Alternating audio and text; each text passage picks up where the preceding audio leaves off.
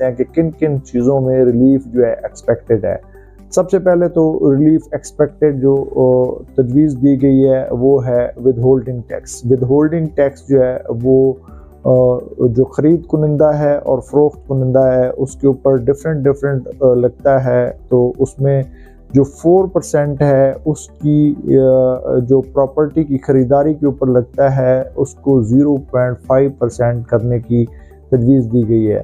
یہ خریدار کے لیے 236 جس کو آپ کہہ سکتے ہیں، اور اس کے علاوہ جو 236 ہے وہ فروخت کرنے والے کے اوپر لگتا تھا، تو اس کو بھی 50% تک جو ہے کم کرنے کی جو ہے تجویز دی گئی ہے۔ تو یہ اس ٹیکس میں کمی کی ایک تجویز دی گئی ہے، بٹ ابھی تک جو ہے اس کو حتمی شکل نہیں ہم کہہ سکتے کیونکہ یہ تجویز ہے۔ اس کے بعد پھر جب یہ اس کے اوپر گیو اینڈ ٹیک